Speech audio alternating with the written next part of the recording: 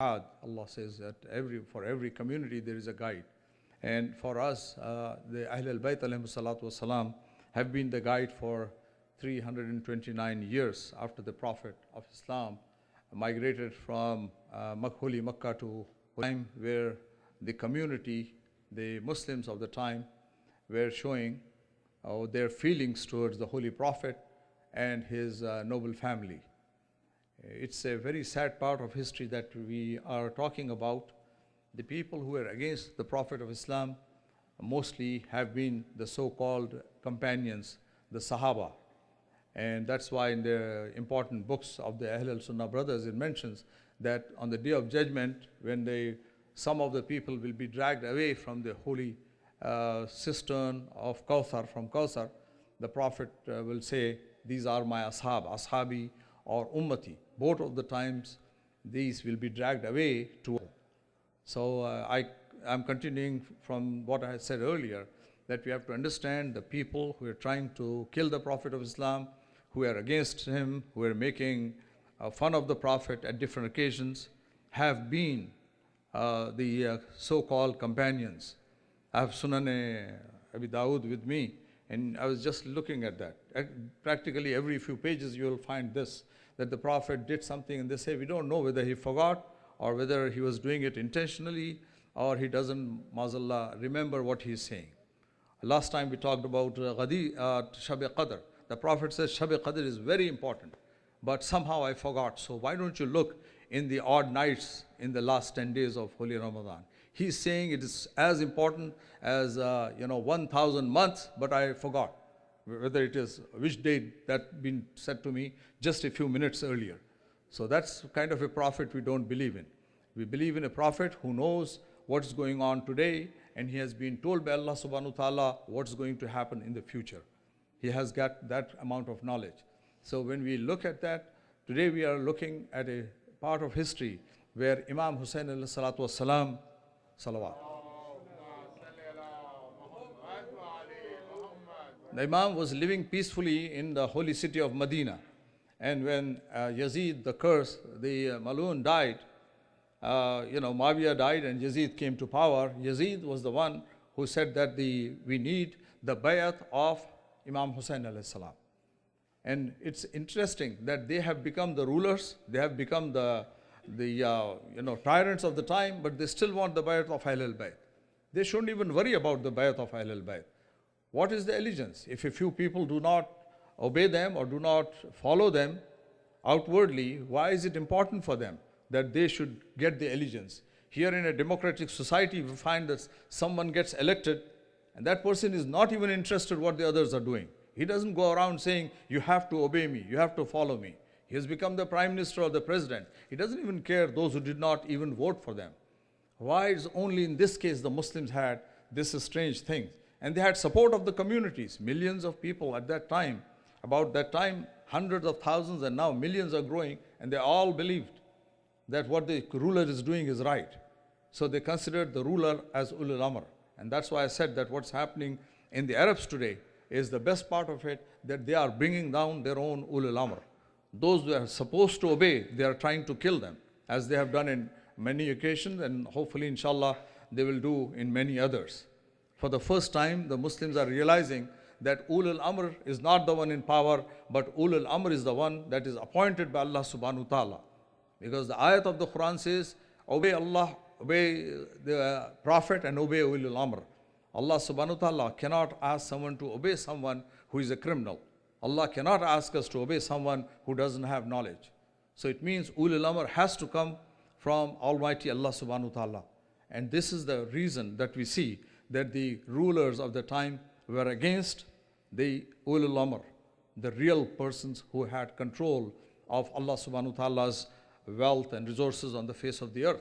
And that's why they came against Imam Hussain alayhi salam. We have been told in history that a lot of people from Kufa wrote that, Laysa lana al-imam, we don't have an imam. They cannot be Shias who are writing that we don't have an imam. The imam doesn't have to be present amongst you. Wherever the imam is, even as the case of the 7th Imam alayhi salam is in prison, he's still the imam for us. If the king is in the prison, then he is not a king anymore. But the imam is an imam whether he is in the prison, whether he is in the house. as Hazrat Yusuf alayhi salam. His greatness did not decrease because he was sold or he was in a prison. He still had the same importance as a Nabi. And that's why when they wrote, they say that people from Kufa wrote a lot of letters to Imam Hussain alayhi salam to come. And that's why Imam came. That cannot be a possibility. They cannot be Shias who are writing that we don't have an Imam. Today we don't have an Imam, we have Hidayat. We never claim we don't have an Imam, we have a living Imam. But we never meet him except for a few people. But the guidance is still there. He meets with some people when he needs to, and he sends the guidance through them. The same thing was happening at that time. The Prophet ﷺ was only in the holy city of Medina. But the people living in Yemen at the time, the people living in Misr, in Egypt and other places, they all thought that he is the Prophet. They had no problem in following him. And the same thing with the language. He comes in the language of the region that he is there, so that people don't have difficulty understanding. But when you look at that, when Imam Hussain ﷺ was there, and the Caliph Yazid Malun sent the letter that either he should do the bayat, allegiance, or he will be killed. He has to be killed. And the Imam ﷺ at that time, he protected himself. So I want to quote a very interesting thing, it's a misleading thing that was done in London. They said that Imam Hussain ﷺ committed suicide. It's not suicide, it's a sacrifice. The Imam cannot commit suicide. It doesn't matter whether the person is a Britisher, he is speaking in English, that doesn't give him a right to say something wrong. Imam does not commit suicide.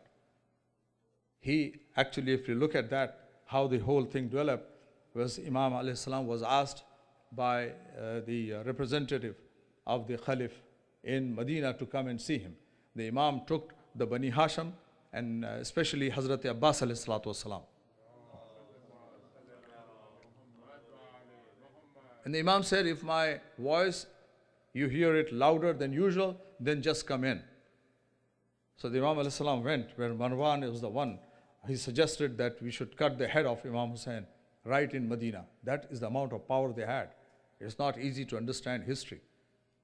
And that's why they say, oh, the Sahaba are good. Well, where is the Sahaba? There are thousands of Sahaba. At least 10,000 of them were living at that time in Medina. And Allah says, Maradu ala nifah. Actually, most of them are hypocrites. That's what the Quran says, very clearly. Quran points it out. So we see that they wanted to kill the Hazrat Imam Hussain alayhi salam. And that's why he went. He migrated from there towards, he went all the way from there to Makkah. And in Makkah also, they were harassing him. They were ready to kill him. There were at least 30 people, they say, who had put the ihram on and had daggers with them to kill Imam Hussain alayhi salatu wasalam when he was performing the tawaf of the Holy Kaaba. And these are supposed to be Muslims who are performing the tawaf. These are supposed to be Sahaba of the Prophet, or maybe Tabi'een or Taba Tabi'een. Very recently these people have seen Islam grow. And these are the people who wanted to kill Imam Hussain alayhi salam. And that's why in one of the processions they asked me that, who killed Imam Hussain? I said, these are the Muslims who killed Imam Hussain alayhi salam. If it had been Jews or Christians, we wouldn't be talking with you even. But we are stuck now because the Muslims, so-called Muslims, are the ones who kill Imam Hussain. We have to go back to them again and again. Even though they love Yazid, like this person here in the masjid here, a friend of a person, like that we know, and they openly defend Yazid. Astaghfirullah. Even though he was responsible for the martyrdom of Imam Hussain alayhi salam. Still they do that. So Imam Hussain alayhi salam had to take off from Makkah without performing the Hajj. He could not stay for one day because he knew when thousands of people would arrive, he would be killed in the precincts, on the holy precincts of the Kaaba, of the area of Haram that is called. So we see that Imam had to move away. Astaghfirullah, if Imam wanted to commit suicide, that would have been the best way. The whole world will say, oh, the Imam was killed performing the tawaf. So the Imam was avoiding, Imam Hussain al-Salam was avoiding death. He was not going there to get killed for any reason. So when the gentleman was asked, I think on another TV, he said, well, it is divine suicide. I said, it's not suicide, period. It's got nothing to do with suicide. These words should not be told by anyone. And we have to be careful with the young scholars who are coming with a lack of knowledge, all they have is oratory. They don't have knowledge. There's a problem with them. They don't have knowledge. All they're doing is oratory. They say, do not say anything bad against all other people. I said, what happened with Hazrat Ibrahim alayhi salam? He did not even say, but he knocked down the idols of the mushrikeen and put the axe in the biggest one. Not even saying. And he was dumbfounded. I said, you're charging $1,000 an hour and you don't have an answer for this? How come you're speaking? You have to have responsibility. You can't just say something and get away with it. Because young people have the doubts in their mind, but they don't ask you. That doesn't mean that they don't know. They're not just asking. I said, give me the answer.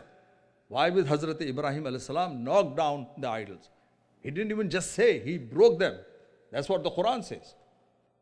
So I said, you have to have an answer. You can't just stand there and say, oh, I don't know. So when you speak, you have to know.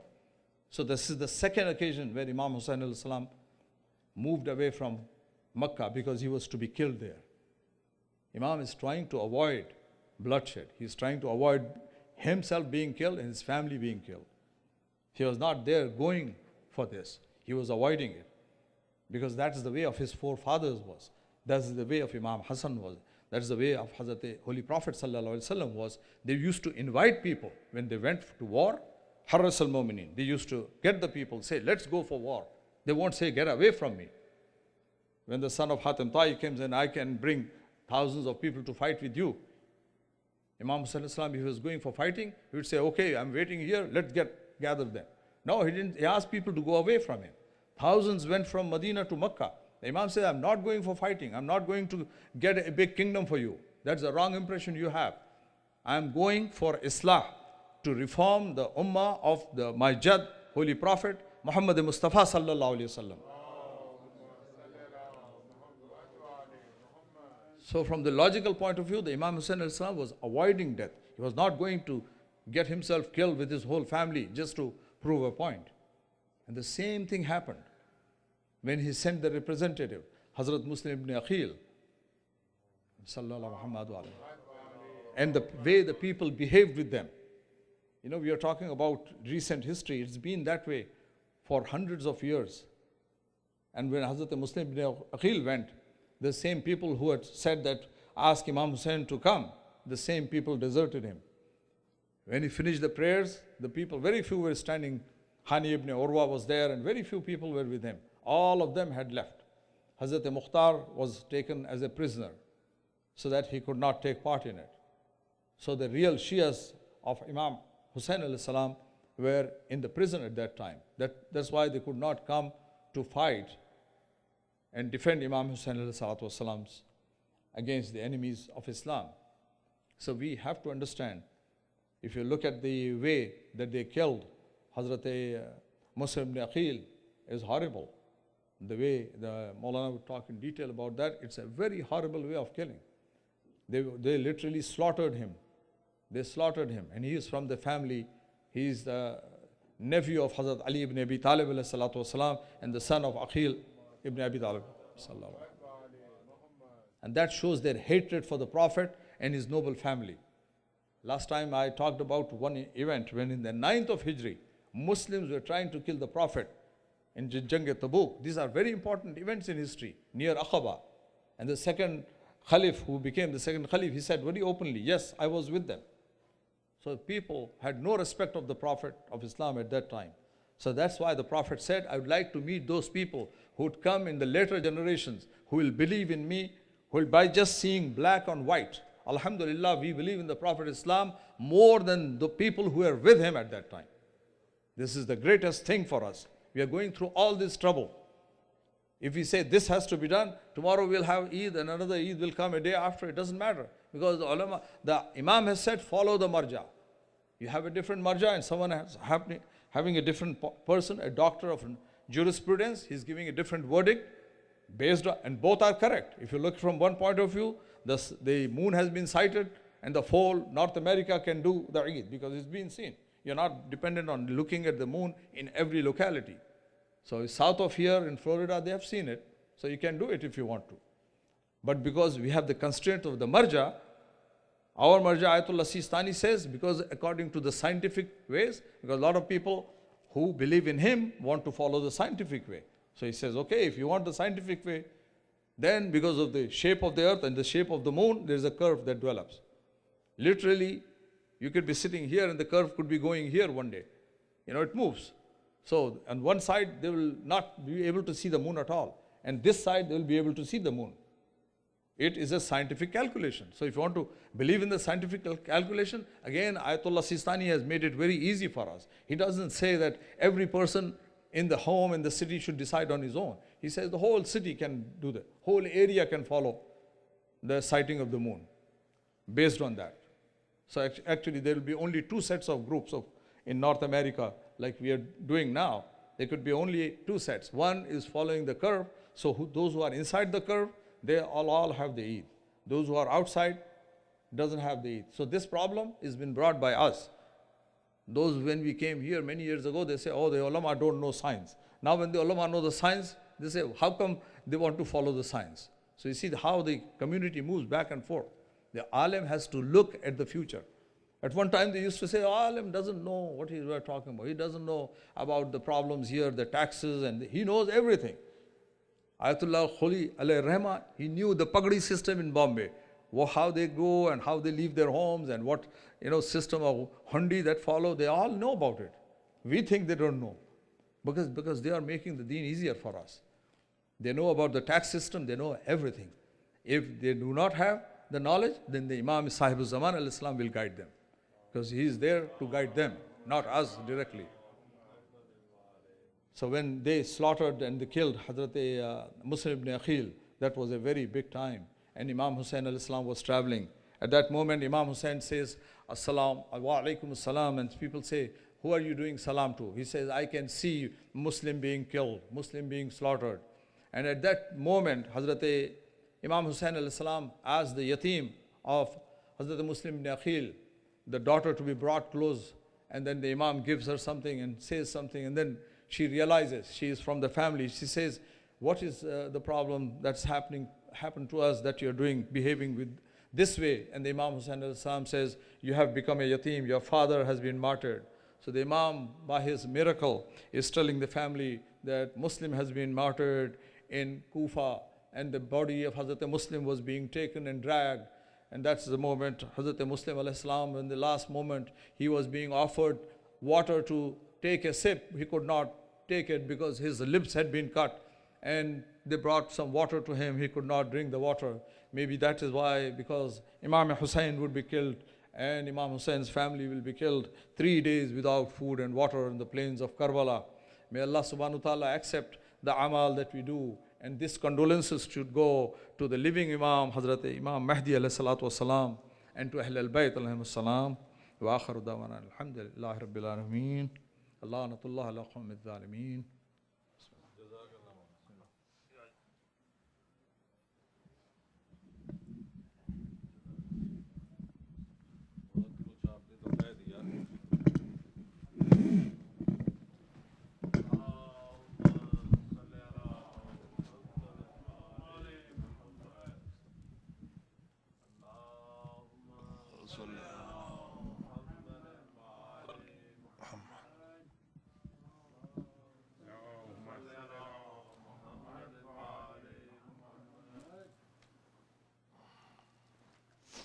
اعوذ باللہ من الشیطان اللعین الرجیم بسم اللہ الرحمن الرحیم الحمدللہ رب العالمین والصلاة والسلام علی اشرف الانبیاء وبالقاسم محمد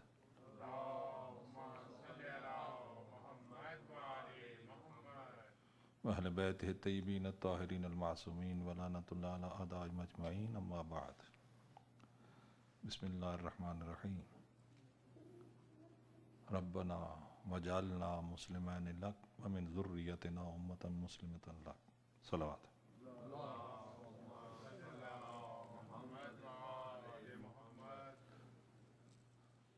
ابھی مولانا موسی صاحب نے بہت ہی اہم گفتگو آپ تک پہنچائی ہے.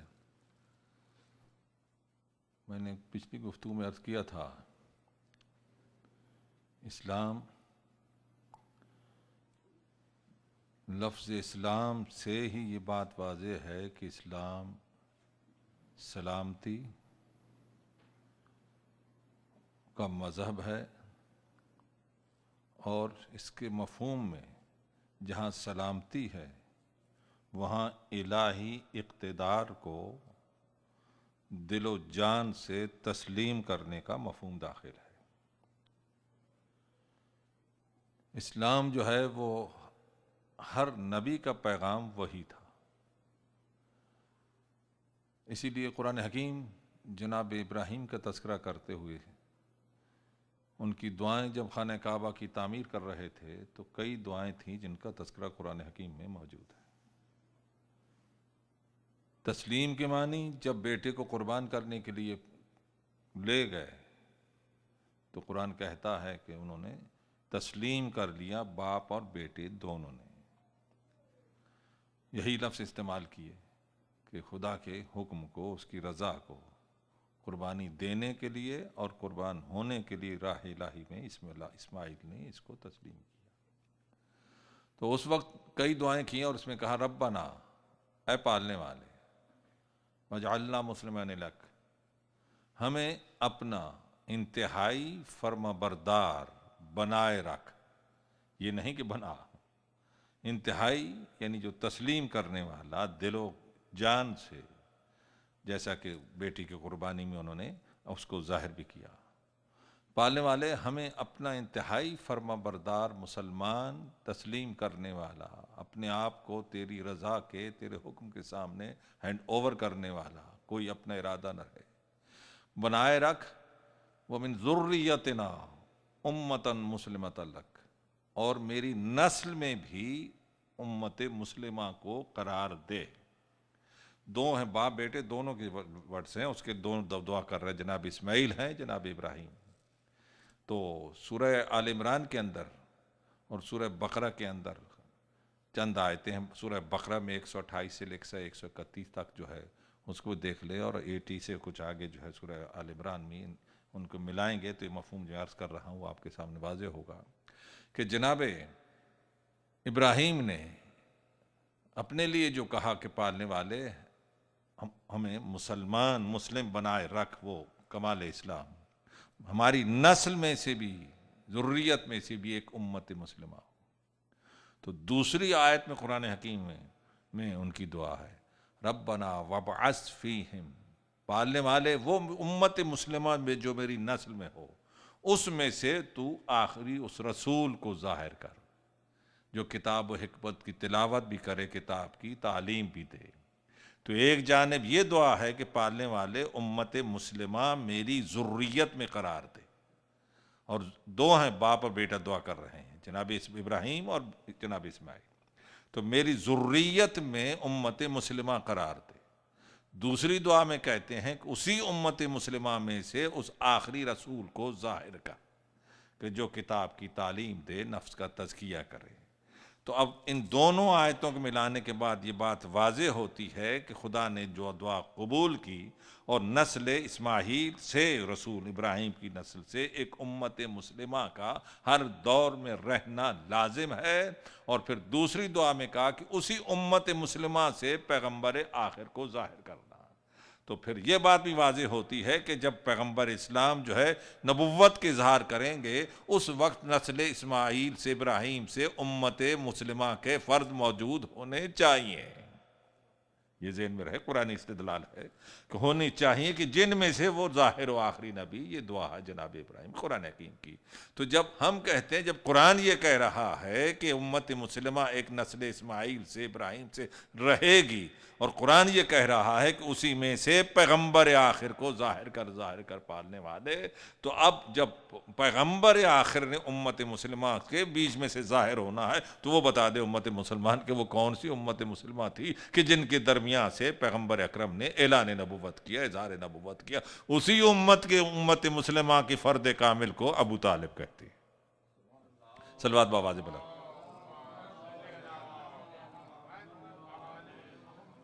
تو یہ اسلام جو ہے قرآن ہے دوسرے مقام پر بھی ہے، اسلام کے لفظ بہت سے جناب ابراہیم کے لیے کئی جگہ استعمال کیا ہے. تو اسلام جو سلسلے میں نے جو پچھلی دفعہ ایک دفعہ عرض کیا تھا، اسلام کے معنی سلامتی کے ہیں، خدا کے حکم کے سامنے اپنے آپ کو ہینڈ اوور کرنے کے ہیں، اور اسلام امن و سلامتی کا مذہب ہے. اور میں نے گفتگو میں کہا تھا کہ توحید نے اپنے انبیاء کو جو بھیجا تو ان کو کائنات میں قوت و اقتدار عطا کر کے بھیجا، جو چاہتے تھے کر سکتے تھے، لیکن کسی منزل پر جو ہے کسی نبی نے جبر نہیں کیا، اور اس کے ساتھ ساتھ یہ خود قتل ہوئے، شہید ہوئے اور زحمتیں برداشت کی، لیکن پیسفل امن سے پیغام الہی پہنچایا. اس لیے جبر سے جسم جھک سکتا ہے، قلب نہیں جھک سکتا ہے، اور توحید دلوں کو جھکانا چاہتی تھی، اور دل جو جھکتا ہے وہ کمال کو دیکھ کر جھکتا ہے، صداقت کو دیکھ کر دل جھکتے ہیں. تو ہر نبی نے اسی طریقے سے پیغام الہی کو پہنچایا. ہر نبی کا جو پیغام تھا وہ اسلام کا پیغام تھا. تو اسلام جو ہے میں نے عرض کیا تھا، غالباً ذہن میں ہوگا کہ جب اسلام امن کا پیغام تھا، پیغمبر اکرم جو ہے طاقت رکھتے ہوئے رات کی تاریکی میں مکے سے ہجرت کر جاتے ہیں، طاقت استعمال نہیں کرتے ہیں، خون میں نہا جاتے ہیں، طاقت استعمال نہیں کرتے ہیں. تو جہاں یہ امن کا پیغام تھا پیغمبر کا، تو اس پیغام کو اسی امن کے ذریعے سے پیغمبر نے پہنچایا. اور جب پہنچایا تو پہنچانے کے ساتھ ساتھ اتنی بات اور عرض کر دی جائے تو اسلام چونکہ امن کا تھا، تو اسلام کے بعد جو پیغمبر کے کمالات کے وارث تھے وہ آل محمد تھے. تو آل محمد نے بھی اسی راستے کو اختیار کیا، اور اسی لیے علی نے بھی طاقت ہوتے ہوئے تلوار استعمال نہیں کی اپنے حق کے لیے جو ہے.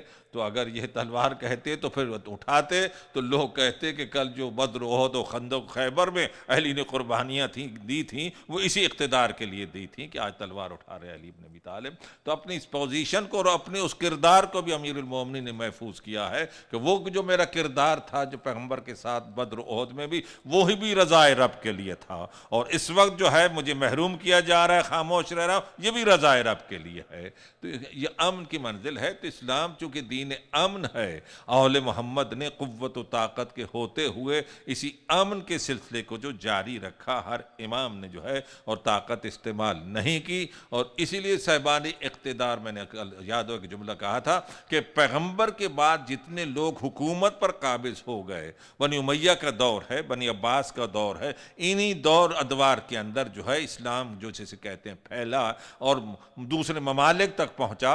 تو ان تک یہی اسلام پہنچا کہ جو بنی امیہ کے صاحبان اقتدار تھے، جو بنی عباس کے صاحبان اقتدار تھے، جب ان کی تاریخ ان کے پاس پہنچی تو آل محمد کو تو جانتے ہی نہیں تھے، وہ سمجھے یہی اسلام ہے. تو آج جو مغرب کہتا ہے کہ اسلام جو ہے وہ یہ ہے، وہ انہی کی تاریخ کو دیکھ کر اس کو اسلام قرار دیتا ہے. لیکن آل محمد اور یہ مجالس جو ہیں اسی کے وجہ سے ہیں، اسی کا ذریعہ ہے کہ جس کے ذریعے سے آل محمد کو متعارف کرایا جاتا ہے کہ آل محمد کمال ہوتے ہوئے سب کچھ جو ہے. اور ایک جملہ میں نے کل کی پرسوں کے جو مجلس میں کہا تھا امام محمد باقر علیہ السلام کا، اندازہ لگائیے کہ امام کا ایک فرمان جہاں نہیں پہنچا اس لیے پہنچ جائے کہ آپ سے جب پوچھا شام بنی امیہ کا حاکم خلیفہ ہے، پوچھتا ہے فرزند رسول نصیحت کیجیے، تو آپ نے فرمایا کہ دیکھو تمہاری سلطنت کے اندر تین طرح کے، تین ایج کے لوگ ہیں، ایک تو کم سن ہے، دوسرا ہم سن ہے، تیسرے بڑے ہیں.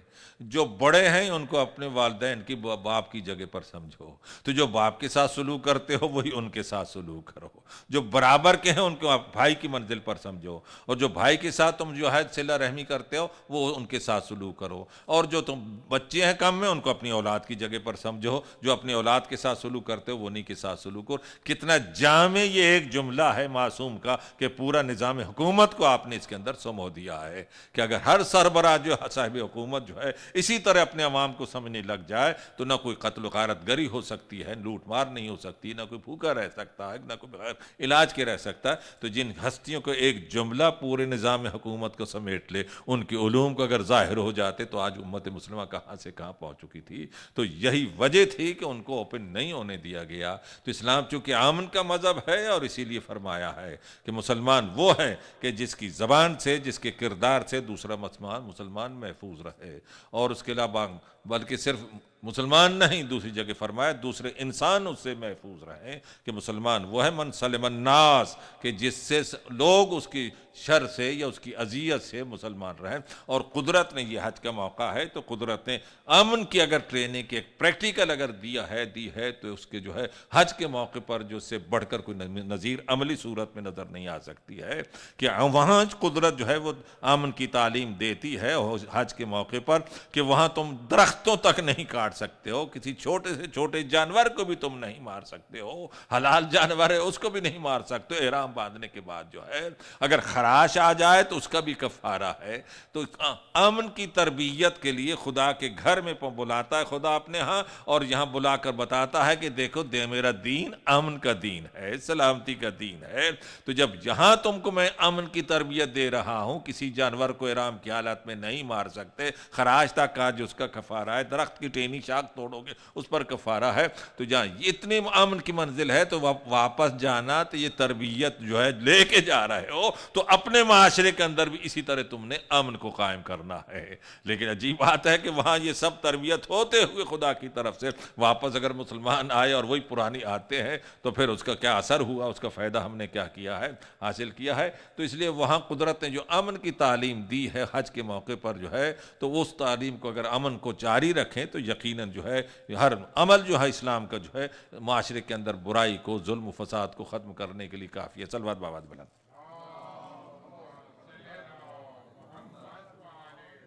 اور اس لیے جنگ کی منزل پر اگر آپ دیکھیں گے تو جتنی اسلام کی پیغمبر اسلام کے دور کی جنگیں ہیں وہ سب ڈیفینسو ہیں، وہاں کوئی جو ہے اٹیک نہیں کیا گیا۔ پہلی جنگ جو ہے 350 میل ہے، مکے اور مدینے کے درمیان جو ہے فاصلہ، پہلی جنگ جو ہے وہ مدینے سے 60 میل کے فاصل پر ہو رہی ہے۔ دوسری جنگ مدینے کے باہر جو ہے 2-3 میل کا جو احد کی میدان، تیسری جنگ جو ہے وہ خود مدینے میں اندر رہ کر جو ہے دفاع کیا جا رہا ہے۔ تو ان جنگوں کا محل وقوع گواہی دے رہا ہے کہ اسلام کی طرف سے وہ حملہ نہیں کیا گیا، دفاع کیا گیا، اور دفاع کرنا جو ہے وہ ہر ذی حیات کا حق ہے کہ اپنے گھر کی، اپنی جان کی وہ حفاظت کرے، ڈیفنس کرنا جو ہے وہ جانور تک کوئی حق حاصل ہے تو انسان کو کیوں نہیں حق حاصل ہے۔ تو اسلام نے وہی طریقہ اختیار کیا ہے کہ تاکہ کسی منزل پر یہ بات نہ آنے پائے کہ جو ہے پیغمبر اسلام نے کہیں کسی طرح حملہ کیا جائے اس طریقے سے۔ جب بڑا دشمن بڑھنے لگا تو وہاں روکنے کے لیے آگے بھیج دیا۔ تو اب یہی صورت تھی کہ اسلام نے جو بات پیش کی وہ ہر کردار کی طرح سے آل محمد نے اسی کردار کو جو ہے اپنایا ہے۔ اور پھر یہ دوسری بات ایک میں نے عرض کر دوں کہ پیغمبر کے بعد جو ہے 2 سلسلے چلے، میں نے عرض کیا تھا، ایک تو پیغمبر کے صحابہ کا ہے، دوسری پیغمبر کی آل کا ہے، آل محمد کا سلسلہ ہے۔ اور مولانا بھی کہہ رہے تھے کہ وہ شب قدر کے سلسلے میں ایک روایت اسی وقت میرے ذہن میں آ گئی، جب ذکر کیا تو مسلمان جب آل محمد سے مرکز کو چھوڑا تو اتنا اختلاف اس کے اندر بڑھ گیا کہ فرقوں میں بڑھتا گیا۔ چھٹے امام کے دور کے اندر جب کئی مفتی ہو گئے تو خطرہ لائق ہو گیا کہ فرقے زیادہ نہ بن جائیں، تو ان کو سٹاپ کر کے 4 مفتیوں کو منتخب کیا گیا۔ ان 4 کی فقہ کو جب عام کیا گیا تو 4 ایسے فرقے بن گئے کہ ان میں حلال و حرام میں اختلاف ہے، نماز کے طریقے میں اختلاف ہے، بہت چیزیں دیکھتے جائیں تو ہر چیز میں اس کو اختلاف آپ کو نظر آ جائے گا۔ نکاح کی اور دوسرے معاشرتی صورتیں جو ہے اس میں اختلاف نظر آئے گا۔ اور یہاں جو ہے سلسلہ یہ ہے کہ اول سے لے کر آخر تک جب معصوم سے پوچھا جاتا ہے کہ فرزند رسول اگر آپ کو کوئی پیغام اور کوئی حدیث ہم تک پہنچے اور ہمیں معلوم نہ ہو تو آپ میں سے کس امام کی حدیث ہے، تو ہم کس کا نام لے کے بیان کریں، ہے آپ میں سے کسی امام کی؟ تو آپ نے فرمایا اگر ہمارا کوئی حکم جو ارشاد اور حدیث تم تک پہنچے اور نام معلوم نہ ہو تو تم کسی کا نام لے کر بیان کر سکتے ہو، اس لیے کہ جو اول کہتا ہے وہی آخر کہتا ہے۔ تو یہاں تک جو ہے تو اب یہی مرکز امامت تھا جس سے مسلمان جو ہے علیحدہ ہوا۔ اور اس کے بعد یہاں تک کہ شب قدر جیسی تاریخ، اندازہ لگائیے کہ شب قدر جیسی تاریخ کے اندر جو ہے رازی نے کتنی اس کے رائے لکھی ہیں، کتنے لوگوں نے اختلاف کیا ہے، تو وہ بھی اس کے لیے لکھا ہے کہ شب قدر کیسے متعین ہوئی۔ شب قدر جو دوسرے خلافت کے دور کے اندر جو ہے صحابہ کے اندر اختلاف ہو گیا کہ شب قدر کون سی تاریخ ہوئی۔ ابن عباس سے کہا گیا کہ ابن عباس تم جو ہے حبر الامہ، ان سے کہا گیا کہ تم جو ہے ذرا معین کرو کہ شب قدر کون سی تاریخ ہے۔ اس نے کچھ دیر جا کے تعین کیا اور اس کے بعد جا واپس آئے تو کہا کہ شب قدر کا تعین ہو گیا. کیسے؟ کہا کہ خداوند عالم کا فرمان ہے کہ ہم نے لیلۃ القدر میں قرآن کو نازل کیا. اور تمہیں کیا معلوم ہے لیلۃ القدر کہا ہے؟ لیلۃ قدر 1000 مہینوں سے افضل ہے. تو انہوں نے کہا کہ لیلۃ القدر میں قرآن نازل ہوا. لیلت میں 4 حرف ہیں، القدر میں 5 حرف ہیں، 4 ملا کے 9 ہوئے. اور لیلۃ القدر 3 دفعہ سورہ میں آیا تو 9 کو 3 دفعہ جمع کریں تو 27 ہوا. تو دوسرے خلافت کے دور میں 27 تاریخ کا تعین ہوا شب قدر کے سلسلے میں. تو جہاں اس طریقے سے جو ہے اختلاف امت میں ہوا کہ شب قدر میں اختلاف، 23 سال تک مسلمان جو ہے صحابہ پر دیکھتے رہے، 13 سال تک مکے میں، 10 سال تک مدینے میں، 5 وقت میں جو ہے وہ نماز پڑھتے ہوئے مسلمان نے دیکھا پیغمبر کو. تو اس ایک نماز کی حفاظت نہ کر سکا مسلمان جو ہے 4 طریقے بنا دیے ہیں. تو جو ایک نماز کی حفاظت جو امت نہ کر سکے، ایک نماز کی حفاظت نہ کر سکے اور اس میں 4 طریقے اختیار کر دیں، تو کیا رسول اسی امت کے سہارے پوری دین کو چھوڑ کر جا سکتے ہیں؟ کیا وہی پوری دین کی امین ہو سکتی ہے؟ تو اس لحاظ جو امت ایک نماز کی حفاظت نہیں کر سکی تو دین ان کے رحم و کرم پر نہیں چھوڑا جا سکتا ہے. تو دین انہی کے رحم پر کرم پر چھوڑا جا سکتا ہے جس پر توحید کو اعتماد ہو. اور وہ اعتماد جو ہے انہی پر ہے کہ جن کی عصمت کے لیے، جن کے کردار کو خدا قرآن بناتا گیا. اگر وہ خیرات دیتے ہیں تو خدا اس کو آیت بنا رہا ہے، اور اگر کھانا کھلاتے ہیں اس کو خدا آیت بنا رہا ہے. 3 دن تک اگر وہ روٹیوں خیرات کرتے ہیں، 30-32 آیتوں کا قرآن کا سورہ ان کی فضیلت میں نازل ہو رہا ہے. تو یہ وہ وارث تھے کہ جن کو جو ہے جنہوں نے اس چیز کو جو ہے دین کی حفاظت کی. اور وہی آل محمد کا سلسلہ تسلسل جو امامت کی صورت میں جاری کیا. اور جملہ میں نے کہا تھا کہ غالباً یاد ہو جلسے میں کیا کہ 2 فرقے چلے پیغمبر کے بعد. جہاں امامت کو مانا گیا، آل محمد کی امامت کو مانا گیا، اس کے ہاں کسی نے نبوت کا دعویٰ نہیں کیا. کسی نے امام مہدی ہونے کا ہو سکتا ہے لیکن نبوت کا نہیں. تو یعنی واضح ہے کہ امامت کا عقیدہ دلیل ختم نبوت ہے کہ اس عقیدے کی بنا پر. اور یہ سلسلہ جو عصمت کا جاری رہا، تو 2 باتیں اور مختصر گفتگو کرنی ہے. سلسلہ جاری رہا اور جاری رہتے ہوئے یاد رکھیے کہ ابھی گفتگو ہو رہی تھی یہ جتنے ماڈرن سائنس کے طریقے ترقی کی، امام نے فرمایا ہے آل محمد کی حدیث کی بھی یہ منزل ہے کہ ایک حدیث جو ہے کئی گہرائیاں اپنے دامن کے اندر رکھتی ہے. اور میں نے ابھی جمعے کو کہا تھا، جب عرض کیا تھا کہ قرآن میں پڑھتا تھا کہ قرآن کہتا ہے کہ ہر شے رب کی تسبیح کرتی ہے. رب کی تسبیح کرتی ہے ہر شے. اس میں ذیہیات کی بات نہیں ہے، ہر شے تسبیح کرتی ہے. تو اب اس وقت کہتے تھے ہمارے مفسرین لکھتے تھے کہ جی تسبیح سے مراد یہاں ہے کہ ان کے جو بناوٹ ہے، لا آف نیچر جو قدرت نے ان کے اندر فیڈ کر دیا، اس کے مطابق وہ گرون اپ ہوتے ہیں، اس کے اپنی بقا کا سفر جاری رکھتے ہیں. لیکن یہ اب معلوم ہوا تو، اور حدیث ایک میرے ساتھ پہنچی، اب تو خیر تحقیق بہت ساری ہو چکی ہے کہ یہ سب چیزیں، پودے بھی موسم کو بھی پہچانتے ہیں، اور جو مالی پانی دیتا ہے اس کو بھی پہچانتے ہیں، اور جو پالتا ہے اس سے متاثر بھی ہوتے ہیں. اگر وہ غم زدہ ہو تو پودے پر بھی اس کا اثر ہوتا ہے. یہاں تک یہ آج کی ریسرچ جو ہے یہ سب باتیں موجود ہیں. تو اب حدیث پھر معلوم ہوا کہ ایک چھٹے امام کی حدیث سامنے آئی تو آپ نے فرمایا کہ ہر شے اپنے رب کی تسبیح قولی کرتی ہے. اس کی ایک زبان ہے، یہ امام کا فرمان ہے کہ ہر شے قولی تسبیح کرتی ہے. جی تو وہ قولی تسبیح اگر نہ کر سکتی ہوتی تو دست نبوت پر کلمہ کیسے پڑھتے؟ اگر وہ قولی تسبیح نہ کر سکتی ہوتی تو پھر درخت جو ہے کلمہ کس طریقے سے جھک جھک کر سلام کیسے کرتے؟ وہ تسبیح نہ کر سکتی ہوتی تو قرآن یہ کیوں اعلان کرتا کہ جب داؤد تسبیح پڑھتے تھے تو ان کے ساتھ پہاڑ بھی تسبیح پڑھ کرتے تھے، پہاڑوں سے بھی آواز آتی تھی.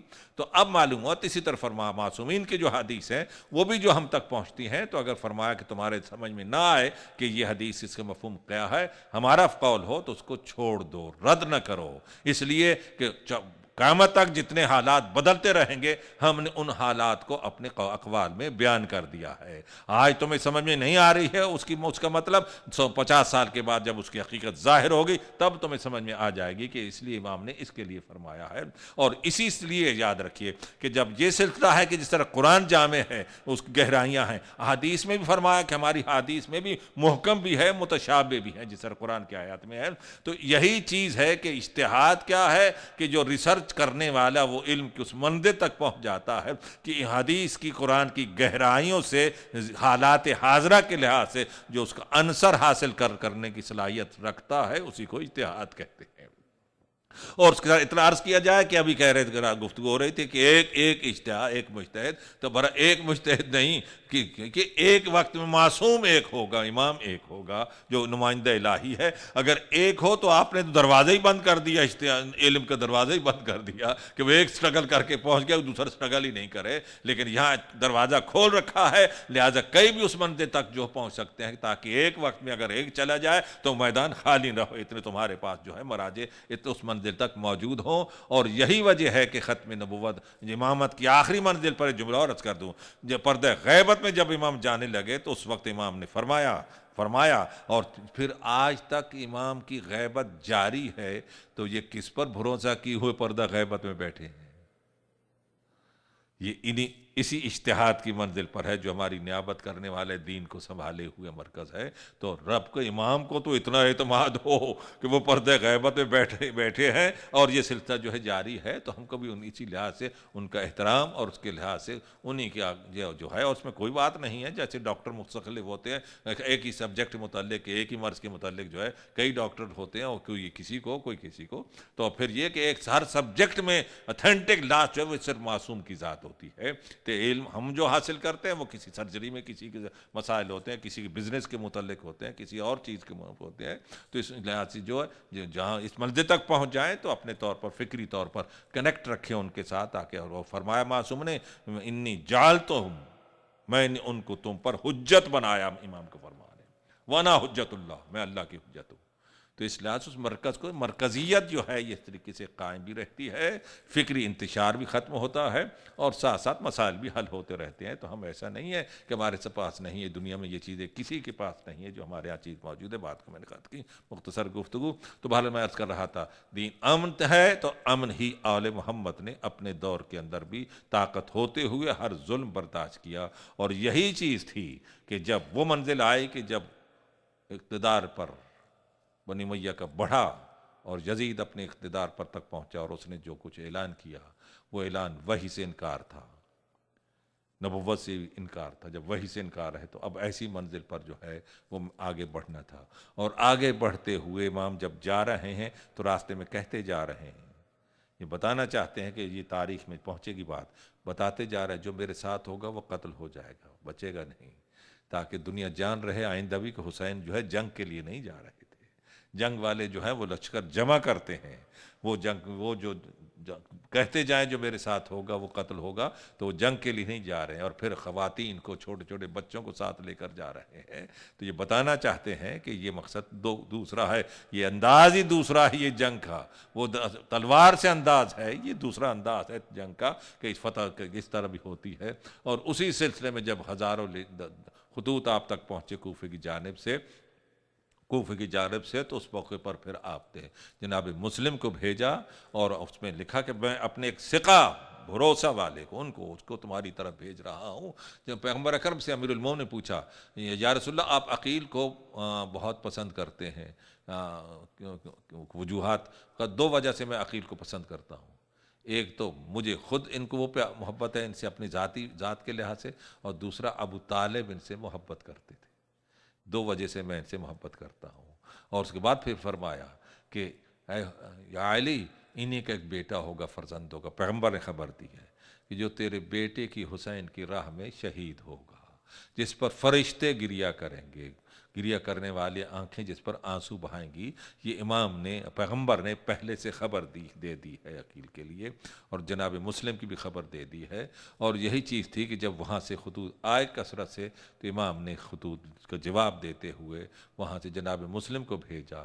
جناب مسلم پہنچنے کے بعد وہ ہزاروں کی تعداد میں جو واقعات آپ کو معلوم ہے، پھر وہ منزل آئی کہ جب وہ سب ساتھ چھوڑ دے تو اس کے بعد جناب مسلم جا رہے ہیں، مسجد سے نکلے تو دیکھا ایک بھی سانس نہیں ہے۔ آپ چلے جا رہے ہیں، ایک دروازے کے پاس رک گئے، ایک خاتون ضعیفہ اس نے دروازہ کھولا کہ آپ کہاں، کیسے ہیں؟ اس وقت تو بہت خوف کا وقت ہے، اس وقت آپ کہاں نظر آ رہے ہیں؟ پانی طلب کیا، پانی دیا، پیا اور چلے گئے۔ پھر آئے تو پھر موجود ہے۔ آپ اپنے گھر میں کیوں نہیں جاتے؟ تو کہا کہ میرا گھر یہاں نہیں ہے۔ اب جب پوچھا تو پوچھنے معلوم ہوا کہ مسلم بن عقیل ہے، دروازہ کھول دیا۔ آپ وہاں اندر گئے رات بھر عبادت میں۔ صبح کے قریب جب وہ دیکھا کچھ گھوڑوں کی ٹاپوں کی آواز آ رہی ہے، تو اس وقت جناب مسلم اٹھے، بہت روکنا چاہا، کہا کہ نہیں، باہر نکلے۔ اور باہر نکلتے بعد جو 500 کا دستہ ہے مقابلے بھی آ رہا ہے، جناب مسلم کا مقابلہ ہوا، اور اس کے بعد اٹھا کے ان کو سواریوں سے پھینک رہے تھے۔ اس طریقے سے اتنے قتل کیے کہ جہاں تک کہ وہاں پیغام بھیجا گیا کہ مدد کے لیے اور بھیجے جائے، 500 کے افراد اور بھیجے گئے۔ اور اس کے بعد دیکھا کہ ان کو گرفتار نہیں کر سکتے، کہتے رہے کہ امن کہتے رہے، نہیں۔ اس کے بعد گڑھا کھودا گیا اور گڑھے کے اوپر خشوکات ڈالے گئے۔ مسلم آئے اور اس میں گرے، اس طرح سے چاروں طرف سے حملہ کر لیا۔ جناب مسلم کو گرفتار کیا، گرفتار کر کے لے کر چلے۔ جب دربار کے اندر پہنچے تو پہنچتے ہوئے کہا کہ حاکم کو سلام کرو۔ جناب مسلم کا مالی امیر سوى الحسین، حسین کے علاوہ میرا کوئی امیر و حاکم نہیں ہے۔ پانی طلب کیا، جب قریب گئے تو خون میں پانی جو ہے خون، اس کے اندر خون مل گیا، اتنا بہ رہا تھا۔ وہ منزل آئی کہ جہاں کہا کہ جاؤ ان کو، ان سے پہلے ہانی کو قید کیا گیا، ان کو قتل کیا گیا۔ اور جب لے گئے اوپر دارالعمارہ کے، اور اس کے بعد کہا قتل کرنا چاہا تو آپ نے خطاب کیا، السلام علیکہ یا ابا عبداللہ، فرزند رسول آپ پر سلام ہو۔ امام نے ادھر سے جواب یقیناً دیا، تلوار چلی، سر جدا ہوا، صرف سر کو نہیں بلکہ لاش کو بھی زمین پر پھینک دیا، لاش کو زمین پر پھینک دیا۔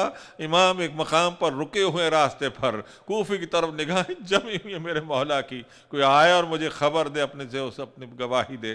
ایک شخص آیا، آنے کے بعد آپ نے بلایا قریب، کچھ کوفے کی خبر ہے تو وہ خاموش ہو گیا، مولا ادھر آئیے۔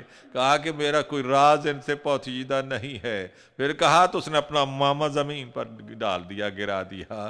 تو پھر کہا کہ مولا بھائی اتنا سن لیجئے کہ مسلم مارے گئے، اور مسلم مارے گئے اور ان کی لاش کو رسی سے باندھ کر کوفے کی گلیوں میں کھینچ کر پھر آیا گیا۔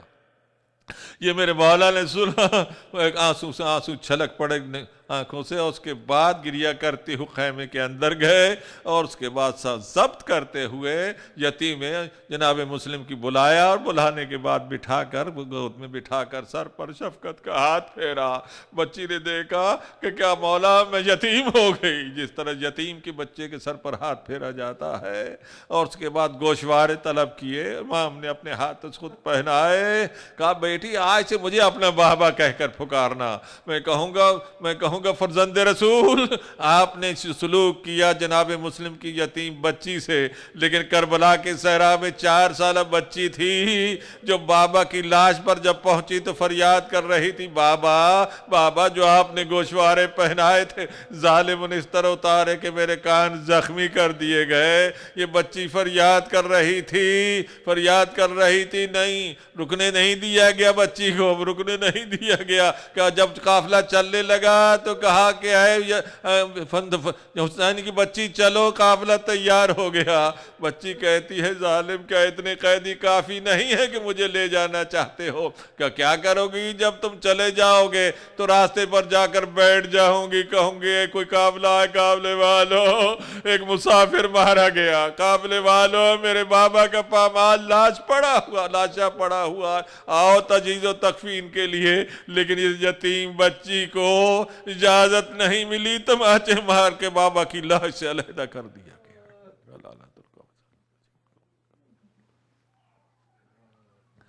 گیا۔ یا اللہ بک جعل بمحمد بعلی بفاطمہ بالحسن بالحسین بعلی بن حسین بمحمد بن جعفر بن موسیٰ بن علی موسیٰ محمد بن علی بن حسن بن حجت بن حسن کا واسطہ اس ہماری قلیل عبادت قبولیت شرف عطا فرما، ہماری خطاؤں کو معاف فرما، محمد و آل محمد کی سیرت پر چلنے کی توفیق عطا فرما، بیماروں کو صحت کامل عطا فرما، حاضرین کو رافت سے محفوظ رکھ، یا آج مرادیں پوری فرما، تعجیل فرما سورجت ربنا تقبل منا.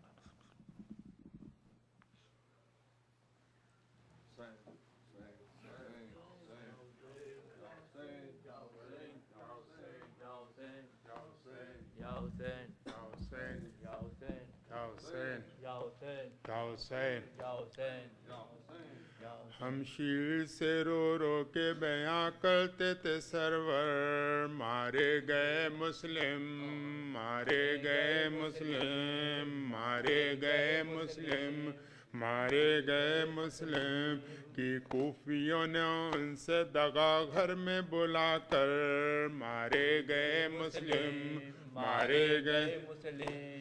کوٹھے سے میرے بھائی کا سر کاٹ کے پھینکا، واہ حسرت و دردا، واہ حسرت و دردا، افسوس سر خاک گرا مصحف اکبر، مارے گئے مسلم، مارے گئے مسلم.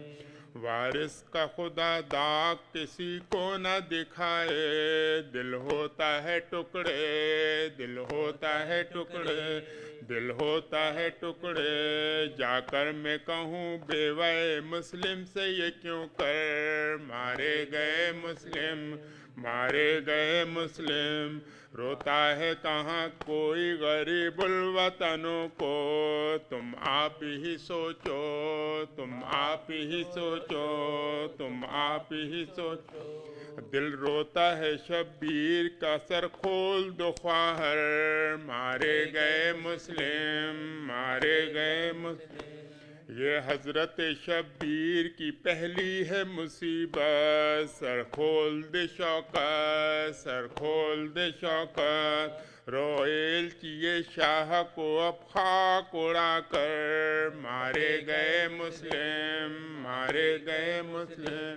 ہم شیر سے رو رو کے بیاں کرتے تھے سرور، مارے گئے مسلم، مارے گئے مسلم.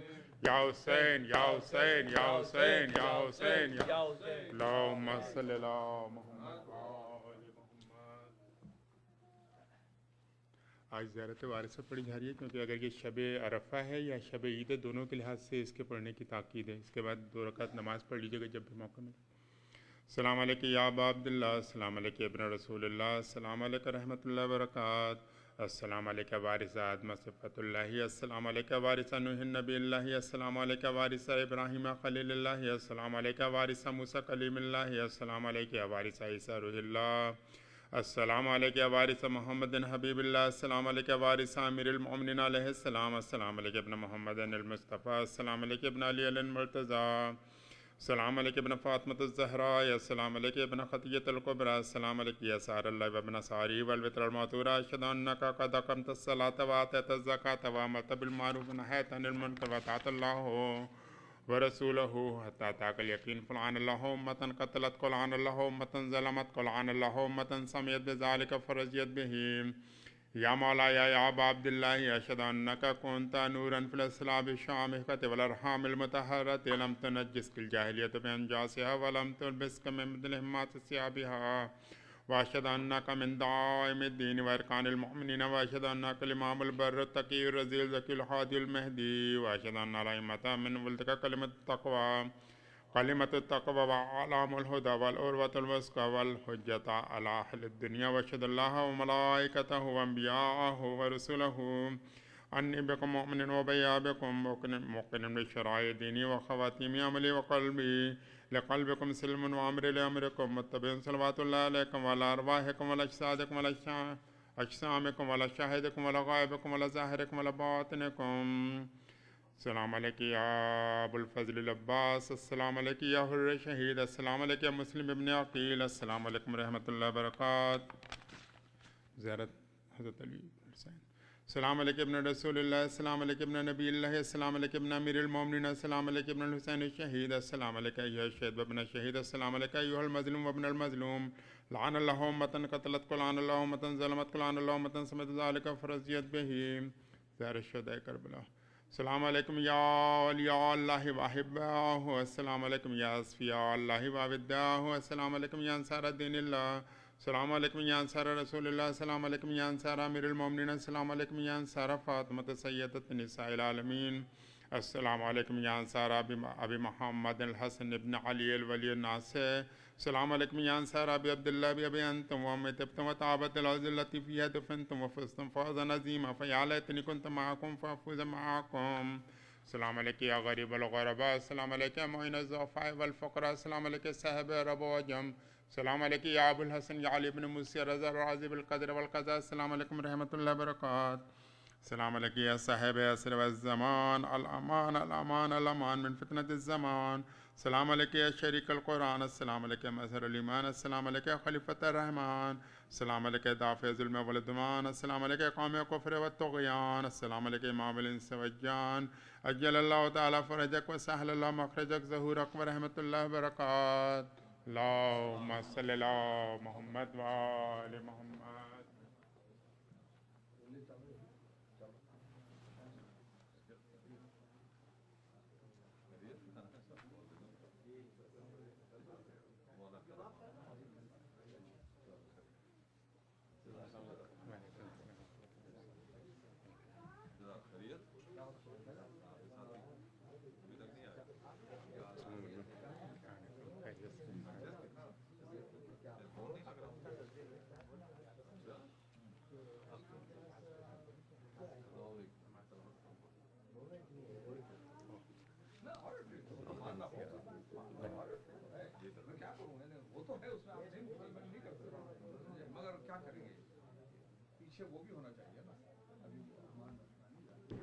مومنین ایک اعلان یہ سن لیجئے کہ ایک تو آج آپ لوگ اپنی گھڑیاں ٹھیک کر لیجئے گا، وہ 1 گھنٹے پہلے ہو جائیں گی، اور مطلب آج رات کو جو 2 بجے آپ 1 بجے کر لیں. جی ہاں، تو پھر ہاں تو وہی پھر اسی لحاظ سے پھر ظاہر نماز کل ہوگی 9:30 بجے یہاں پہ عید کی، ان لوگوں کے لیے جو آیت اللہ خوئی، آیت اللہ خامنئی اور آیت اللہ خمینی کی تقلید میں ہیں، ان کے لیے یہاں پہ کل عید ہوگی 9:30 بجے انشاءاللہ، کل عید کی نماز ہوگی.